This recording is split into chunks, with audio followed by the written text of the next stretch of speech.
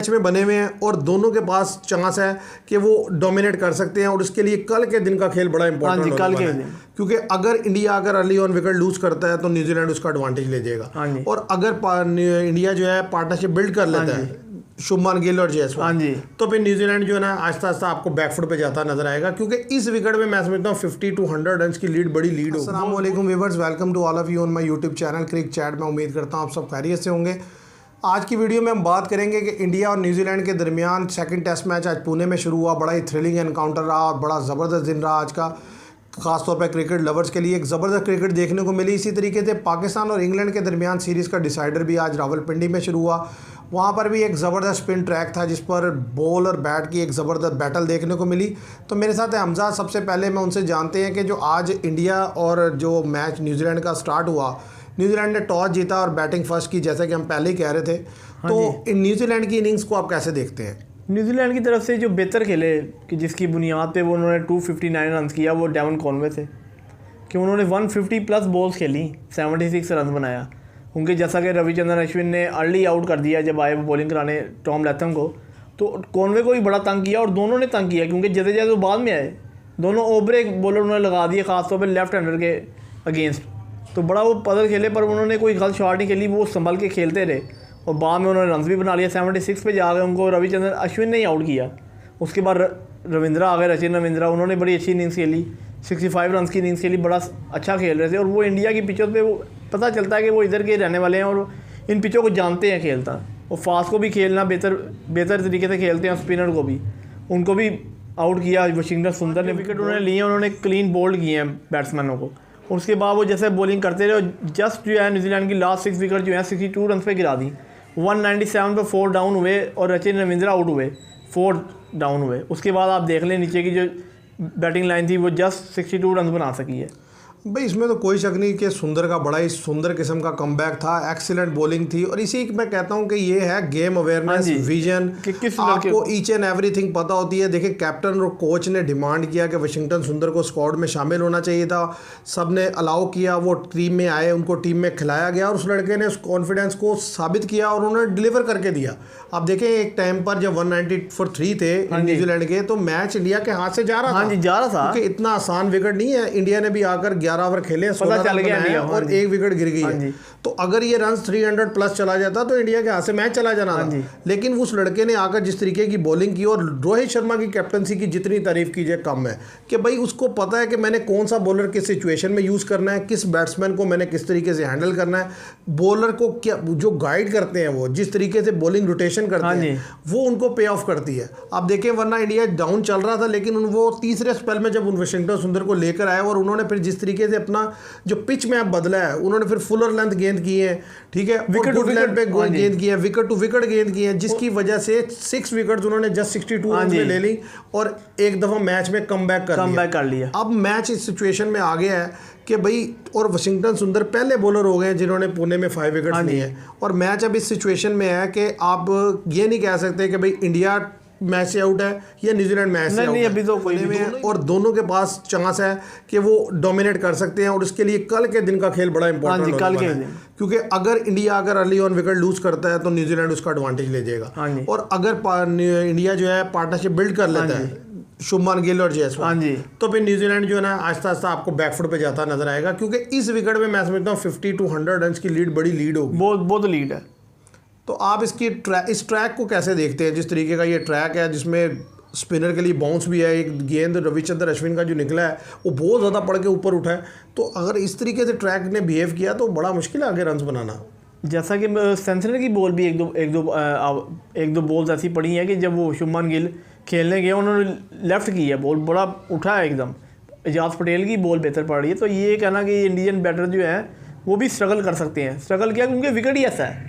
आप देखेंगे जैसा कि सेंसनर वो फेंकते ही फ्लाइट है बॉल, तो ख़ासतौर पे राइट हैंडर उनको के लिए खेलना मुश्किल होता है, इसमें कोई शक नहीं। जैसा कि शुभमन गिल हैं, सरफराज आएंगे, विराट कोहली आएंगे, तो इनको बड़ा देख के खेलना पड़ेगा, तो फिर ये जाके कहीं रन बराबर कर सकते हैं। क्योंकि जैसा कि आपने कहा शुभमन गिल और जयसवाल अगर ये शुरू की ओवर निकाल देते हैं और बेहतर क्रीज पे बेशक रन ना हमारे विकेट रोकें, तो फिर इंडिया के पास चांस है कि 50 रन की लीड ले सकता है इंडिया। अगर अर्ली एक दो आउट हो गए तो फिर इंडिया स्ट्रगल करेगा। भाई देखिए ऋषभ पैंट का रोल एक दफ़ा फिर बड़ा इंपॉर्टेंट है, क्योंकि वो जिस तरीके से खेलते हैं स्पिनर को, कि अगर तो वो डोमिनेट करके खेले और उनकी लगनी शुरू होगी फिर तो वो स्पिनर को जो है वो बैकफुट पे कर देंगे। लेकिन इस तरह के ट्रैक पे असल में हो जाएगी, इतना फ्रीली खेल पाना भी बड़ा मुश्किल है। इसलिए जायसवाल, विराट कोहली और शुभमान गिल और ऋषभ पंत इन चारों प्लेयर पे बहुत ज़्यादा डिपेंड करेगा। सरफराज पे बेहतर देखिए, सरफराज रन कर भी सकते हैं, नहीं भी कर सकते, क्योंकि देखिए वो नया लड़का है, उसके ऊपर ज़ाहिर है मैं 100% रिलाई नहीं कर सकता। वो हो सकता है बहुत अच्छा रन कर जाए। स्पिनर पे मुझे कंफर्टेबल लगे, जैसा कि फर्स्ट टेस्ट की सेकंड इनिंग में जैसा वो खेले। फर्स्ट टेस्ट में अगर आप देखें ना तो इतना स्पिनर के लिए मदद था। हाँ जी, ये तो है, ये विकेट है, मुश्किल है ये तो। अब उनका भी टेस्ट है, इसमें कोई शक नहीं। ज़ाहिर है उन्होंने केएल राहुल को रिप्लेस किया है, वो उसकी जगह टीम में मौजूद है। अगर उन्होंने आगे जाना है, हाँ जी भाई देखे ना, असल बात यह है कि अगर बॉर्डर गवास्कर ट्रॉफी में जाना है तो उनको इस मुश्किल ट्रैक पर रन्स करना होगा। हाँ जी। और इंडिया के पास जो एडवांटेज है, मैं समझता हूँ 259, इसलिए मुझे थोड़ा ज़्यादा नहीं लगता, वो ये है कि इंडिया की बैटिंग लाइन बहुत है, जो पार्टनरशिप अड़ गई ना, नंबर 9 तक सुंदर, नंबर 9 पे सुंदर है, तो अगर थोड़ी थोड़ी भी खेलते चलेंगे ना तो इतना तो कर ही देंगे। वो तो ये है कि बहुत ही बड़ा क्लैप्स आ जाए इंडिया पे तो प्रॉब्लम होगा, अदरवाइज मुझे लगता है वो रन्स बराबर कर देंगे। कोई ना कोई पार्टनरशिप लग जाएगी, क्योंकि 5, 6, 7, 8, 9वें नंबर तक तो खेलने वाले हैं, तो ज़ाहिर बॉलर भी थक जाता है और बाज़ वक़्त कोई पार्टनरशिप बिल्ड हो जाती है, तो उससे मुझे लगता है कि न्यूजीलैंड के लिए इतना ईजी नहीं होगा। कल का दिन बड़ा टफ होने वाला है। असल ये है कि क्या न्यूजीलैंड आकर अर्ली ब्रेक थ्रू ले पाएगा। अगर तो अर्ली ब्रेक थ्रू ले पाएगा फिर तो वो इंडिया को जो है दबा सकता है या डोमिनेट कर सकता है। अदरवाइज जैसे जैसे मैच आगे चलेगा, अगर विकेट ना गिरी तो आप देखना इसी टर्नर पर उन्होंने जो है ना सारा कुछ टर्न करके रख देना। हाँ जी, विकेट ना गिरी तो फिर वो ऑल राउंड द ग्राउंड जो है ना शॉट्स खेलते हैं। पैंट तो खेलते ही ऐसे, आप वो पता कि वो या तो आउट हो जाएंगे, नहीं ये भी खेलेंगे लड़के, तो पता जायसवाल थोड़ा मारता है, शुभमान गिल थोड़ा खेलता है, विराट कोहली, तो वो सारे ही अच्छे हैं, तो वो खेलने वाले हैं, तो ज़रा वो खेलेंगे ही। असल चीज़ तो ये है कि देखिए इंडिया एक टाइम में जहाँ लूज़ करता हुआ नज़र आ रहा था, वो तो वही टाइम था जब 193 थे, तो वहाँ से जो कमबैक किया ना, अब उन्हें मैच में वापस आ गए। अब वो एक दफ़ा वापस आ गया तो मुझे नहीं लगता वो दोबारा मैच से आउट होने वाले हैं। अब वो डोमिनेट करते चले जाएंगे। सिर्फ ये है कि कल आकर अगर 10-15 ओवर उन्होंने क्रीज पर स्पेंड किए, विकेट ना दी, 30-40 रन बना लिए, तो कॉन्फिडेंस आ जाएगा। फिर वो आहिस्ता आहिस्ता जो है ना मैच को आगे खेलते हैं। क्योंकि मैं इजाज पटेल से तो मुझे ज़्यादा एक्सपेक्टेशंस नहीं है। हाँ, सैंथनर से इसलिए है कि वो इंडिया के गेंद अच्छी बॉलिंग करता है, इंडियन कंडीशन में अच्छी बॉलिंग करता है, और उसका गेंद पड़ भी बेहतर रहा था 2 ओवर जो उसने किए। इजाज पटेल का मैंने ओवर देखा है, वो जिस तरीके से गेंद कर रहे हैं, आगे बहुत ज़्यादा ओवर पिच कर रहे हैं, और एक बाउंड्री भी लगी उन्हें इस वजह से कि वो ना सीधे बैट से उनको रोकी। जो पर बात यही है कि जो एक्स्ट्रा बाउंस हो गई ना, तो वो प्लेयर के लिए खर्चा है।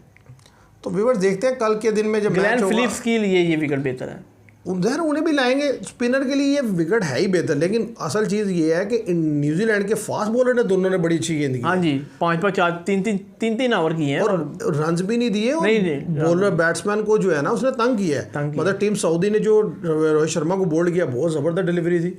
तो इसलिए ये कहना कि मतलब ये नहीं कि इस पिच पे फास्ट के लिए नहीं है, फास्ट भी तंग कर रहा है। इंडिया अर्ली ऑन आके स्ट्रगल किया, उसके फास्ट बॉलर ने बेहतर गेंद नहीं कर सके, उनके सारी विकेट स्पिनर ले गए। लेकिन न्यूजीलैंड सुबह भी आकर एक तरफ से फास्ट लगाएगा, जिस तरीके की कंडीशन है लगाएंगे वो कम से कम जो है 3-4 ओवर फास्ट करेंगे, भी करा के, जैसा कि आज उसके बाद स्पिनर आ गए थे, वो लाएंगे, कोई शक ही नहीं है, ऐसा ही है। और व्यूअर्स अब अगर हम बात करें जो दूसरा टेस्ट मैच है पाकिस्तान वर्सेस इंग्लैंड, सीरीज़ का डिसाइडर है। बड़े अरसे के बाद पाकिस्तान के पास ये अपॉर्चुनिटी है कि वो अपने मुल्क में सीरीज़ जीत सकता है, और जिस तरीके का पाकिस्तान ने स्टार्ट लिया, वो 134 कर दिए थे इंग्लैंड के, तो उस वक्त लगता था कि 107 पे कर दिए थे, तो उस वक्त लग रहा था कि पाकिस्तान जो है ना 150 तक जो है इन्हें ऑल आउट कर लेगा और डोमिनेट करेगा। लेकिन फिर एक ज़बरदस्त पार्टनरशिप बिल्ड हुई जेमी स्मिथ और एटकिंसन के दरमियान, 100+ रन की, और वो 270 रन करने में कामयाब हो गए। तो उसके बाद ये है कि पाकिस्तान ने जब आकर बैटिंग की तो बैटर्स ने वो जो मोमेंटम लिया था ना, पाकिस्तान ने उसे लूज़ किया कि 3 विकेट तो डाउन हो गई पाकिस्तान की जस्ट 73 रन पर। तो अब अगर सुबह आकर उन्होंने बेहतर गेंद की और 1-2 विकेट जल्दी निकल गए तो मेरा ख्याल है बड़ा मुश्किल होने वाला है। देखिए ना कि मैच बड़ा इंटरेस्टिंग है। जेमी स्मिथ जो है वो फर्स्ट बैटर है जो इंग्लैंड के, जो पाकिस्तान में आ गए इतने छक्के लगाए हैं, 7 या 8 छक्के मारे उन्होंने। नहीं, उस लड़के की देखिए जिस तरीके से हमने इंग्लैंड में इनिंग्स देखी, तो यहाँ पर आकर अर्ली ऑन वो पहले टेस्ट में 2 टेस्ट मैचेस में स्ट्रगल किए, लेकिन इस टेस्ट में मुश्किल विकेट पे उन्होंने ये अच्छी इनिंग्स खेली। तो बात यह है कि इसका क्रेडिट जाता है उनको, उन्होंने विकेट को यानी कि टाइम भी स्पेंड किया, रन्स भी बनाया। ऐसे ये पहले रोकते रहे, बोले अगर पहले जल्दबाजी करते तो ये आउट हो जाते। और बड़ी ज़बरदस्त बॉलिंग की। देखे साजिद खान ने एक दफ़ा फिर, साजिद खान की जो मुझे अच्छी चीज़ लगती है कि वो डरते नहीं है, फ्लाइट देते हैं पूरा, उसमें बेशक उन्हें रन्स बने लेकिन विकेट निकाल के देते हैं। टेस्ट में तो अब देखिए जॉय रूट को जिस तरीके से उन्होंने आउट किया, ओले पोप को, हैरी ब्रूक को, और विकेट जो ये विकेट है ये लो डिफिकल्ट है। हाँ जी, अगर देखा जाए तो इंडिया की विकेट से, क्योंकि ये बाउंस भी लो है और टर्न भी ज़्यादा है। इंडिया की जो विकेट है उसमें बाउंस ज़्यादा है और टर्न मुनासिब है, ये नहीं कि बहुत ज़्यादा है, टर्न उनका बाद में होगा ज़्यादा, वक्त के साथ साथ होना शुरू हो जाएगा, लेकिन अभी उस पर बाउंस ज़्यादा है। लेकिन ये जो ट्रैक है ना, इस पर तो बाउंस है ही नहीं। जिस तरीके से बेन डकेट आउट हुए हैं वो तो गेंद बिल्कुल ही बैठ गया। हाँ जी, वो तो ऐसी पिच पे तो फास्ट भी तंग करते हैं, देखे ना, इसलिए एटकिंसन एक विकेट ले गए, कामरान गुलाम आउट हुए, बोल्ड हुए वो भी। भाई उसमें ये है ना कि जब फास्ट बॉलर आके, जैसे एक एटकिंसन है या बैन स्टोक गेंद करेंगे, वो आकर अगर विकेट टू विकेट गेंद करेंगे और गेंद बैठेगा तो आपको हाँ जी खेल पाना मुश्किल होगी। अब पाकिस्तान का जो टेस्ट केस आने वाला है वो कल का दिन है, और वो है शान मसूद और सऊद शकील, दोनों का टेस्ट होने वाला है। क्योंकि देखें अगर ये दोनों 40-50 रन की पार्टनरशिप बिल्ड कर लेते हैं फिर तो नीचे आने वालों के लिए भी आसानी होती जाएगी, और वो रन कर लेंगे, रन इतना कर लेंगे, बराबर कर लेंगे, ऐसा ही है। और इस इनिंग्स का अगर रन बराबर कर लिया तो पाकिस्तान इन हो जाएगा, मैच में हमारी पोजीशन बेहतर रहेगी। अगर लीड ले गया इंग्लैंड 30-40-50 रन की, या हमने लीड ले ली, तो जो लीड ले लेगा उसको एडवांटेज। हाँ जी, हमने ले ली तो फिर तो बहुत एडवांटेज हमें मिल जाएगा दादा, उन्होंने ले ली तो उनको मिल जाएगा। और अब्दुल्ला शफीक एक दफ़ा फिर फ्लॉप हुए। अब्दुल्ला शफीक जैसा कि हमने कल ही बात की कि उनको ड्रॉप कर देना चाहिए था। ये हमारे ही माशरे में है कि जी वो विनिंग कम्बिनेशन, आप ये भी तो देखें कि आप कितनी देर बाद टेस्ट जीत रहे हैं। अब देखे ना न्यूजीलैंड ने विन किया टेस्ट में, लेकिन देखो उन्होंने मैट हेनरी को बिठा दिया। हाँ जी, बार बिठा, ठीक है भाई, जाहिर है जो मैच और पिच की सिचुएशन के लिहाज से प्लेयर खेले जाते हैं, और उनको पता देखना होता है। न्यूजीलैंड को पता था कि मैट हेनरी जैसा कि देखे ना आप दूसरी इनिंग में विकेट नहीं ऐसे ही ले सके, वो खातिर हुआ नहीं, 3 विकेट उन्होंने टेल एंडर्स की ली, ऊपर से नहीं विकेट ले सके, लेकिन जाहिर है 3 में से 2 बॉलर की चॉइस करनी थी ना। पर उनको पता था कि यार ये विलियम रोड की उनकी हाइट है एक तो, और वो बेहतर बॉल करेंगे। मैट हेनरी जो है जहाँ पे विकेट मदद ना हो तो ये मैट हेनरी भी स्ट्रगल करने लग जाते हैं, और सूथी भी तजर्बा है भाई। टीम सऊदी को दायरा हम जो भी कहें उसके पास एक्सपीरियंस हुआ है, इसलिए उनको डालते हैं, और वो विकेट देखे उन्होंने निकाल के दी। अब पाकिस्तान का जो असल पाकिस्तान में मैच ख़राब हुआ है, यहाँ से लूज़ हुआ है, वो हुआ है कि जब पाकिस्तान ने 100+ रन की पार्टनरशिप बिल्ड करने दी इंग्लैंड को, वहाँ अगर पाकिस्तान 50-60 रन में आउट कर लेता तो फिर पाकिस्तान आज के दिन में ही हमें डोमिनेट करता हुआ नजर आता, क्योंकि पहले दोनों सेशन पाकिस्तान ने डोमिनेट किया। तीसरे सेशन में आप कह सकते हैं कि इंग्लैंड बेहतर खेला, एक तो उसके लड़कों ने रन बना लिया और 3 आउट कर दिया बस। अब ये है कि शान मसूद पर बड़ा जो है ना भारी जिम्मेदारी है कि वो आकर जो है लंबी इनिंग्स खेले, क्योंकि एज अ कैप्टन स्ट्रगल ही करते हैं। आप देखेंगे 35 बॉल्स हो गई अभी उनका 15। देखिए विकेट तो ये ऐसा ही है, तेज नहीं बनना। असल चीज़ ये है कि जो डिफेंसिव होकर लंबी इनिंग्स खेल गया, देखिए 150-200 गेंदें खेल के अगर आप 70-80 कट जाते हैं ना, तो वही आपके मैच विनिंग रन हो जाएंगे, वही मैच विनिंग हो जाएगी, क्योंकि ये कोई इतना आसान ट्रैक तो है नहीं। और अगर पहले दिन ये हालत है तो आप सोचें तीसरे और चौथे दिन में जाके यहाँ पर 150 करना भी मुश्किल हो जाएगा। 150 करना ही मुश्किल हो जाएगा भाई, वो जिस तरीके से गेंद इतना घुटनों से नीचे तो जा रहा है, और बॉल जब टर्न होगा तो वो वैसे ही आपके लिए, तो इसीलिए असल बैटल है ही पहली इनिंग्स की। अगर पहली इनिंग्स में पाकिस्तान लीड ले लेता है तो पाकिस्तान डोमिनेट कर जाएगा, इंग्लैंड लीड ले गया तो इंग्लैंड डोमिनेट कर जाएगा।